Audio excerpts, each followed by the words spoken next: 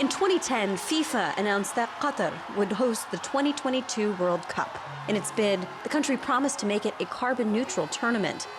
But as the matches approach, environmentalists are claiming that Qatar has greenwashed the World Cup and that the event will put millions of megatons of carbon dioxide into the atmosphere. So that claim is mostly a PR play.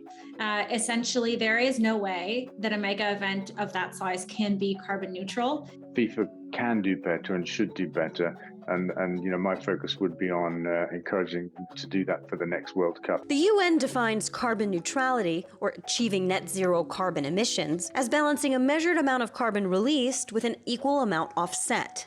First step is to measure your emissions, and so that's what FIFA has done for the World Cup. We looked into that calculation, and we think that this is quite significantly underestimated. So there's two big challenges with any carbon neutrality claim at an event of this size. The first one is travel. And the second part of this is construction. 75% of the carbon footprint of all sports stadia over their entire lifetime is locked in on day one from the materials they're built from. It's not about operating costs, it's about concrete and steel. Qatar has invested billions of dollars in infrastructure for the tournament, including building 7 new stadiums. Organizers estimate that the World Cup will emit 3.6 megatons of carbon dioxide.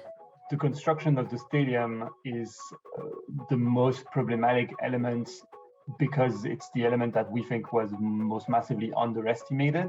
From that factor, we think the total footprint would be 5 million tons. International flights in and out of Doha will account for the majority of emissions. However, organizers argue that this World Cup will be more energy efficient than others, since fans won't have to fly to different venues and can instead just take public transit. The sticking point is always the flights. Most Olympics and World Cups, it accounts to more than 85% of total emissions. Balancing carbon emissions with offsets is key to carbon neutrality.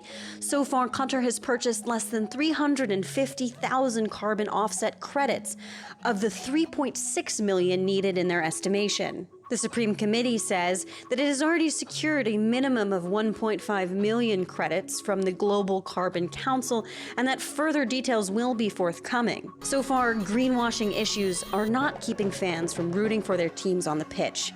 An estimated 1.7 million people will be in attendance, with over 3 million tickets sold. But with a warmer future ahead, effects on fans will soon be felt. Sport is the most enormous opportunity to tackle the climate crisis because we can engage football fans and make them fans of the environment through their favorite sport.